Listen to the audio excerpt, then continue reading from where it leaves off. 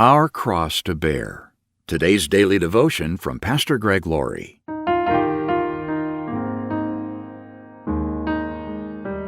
Our scripture reading today is from Matthew chapter 16, verse 25.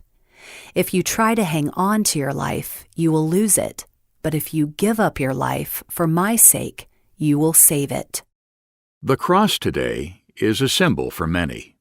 When we see a cross on top of a building, we conclude that it must be a church, because to us, the cross is a symbol of the Christian faith. But for others, it's a fashion accessory.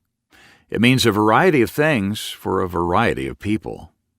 In the first century, however, even the word cross was offensive and bothersome because the cross represented a painful death. The Romans didn't invent the cross, but they took crucifixion to another level. They designed it to cause pain and torture. There were more efficient ways to execute someone, but for the worst criminals, the Romans used crucifixion. They nailed them to crosses, which resulted in slow death. This served as a warning to anyone who dared to revolt against the power of Rome. It wasn't uncommon to see crucified men on the roads leading into Roman cities. So when Jesus told the disciples that he would die on a cross, it meant something to them. But then he made it even more personal. He said, "If any of you wants to be my follower, you must give up your own way, take up your cross, and follow me. If you try to hang on to your life, you will lose it. But if you give up your life for my sake, you will save it." Jesus wasn't merely addressing these words to the disciples in the first century. He was addressing them to disciples in every century. To give up your own way means to put God's will and desires above your own. Selfish people will find this outrageous, even offensive.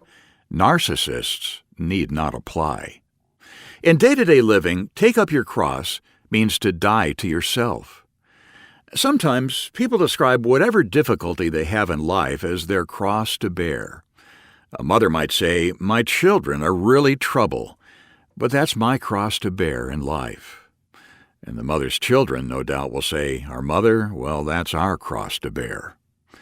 You might have a difficulty you're facing, so you say, "Well, we all have our crosses to bear, and I guess this is mine." And while we will have our challenges and problems in life, that's not what Jesus meant.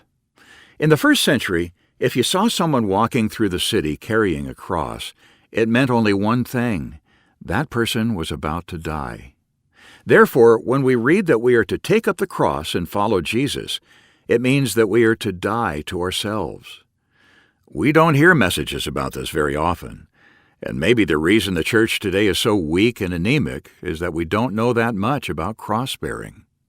Maybe if we stop trying to be so much like the world would start wanting to be more like us.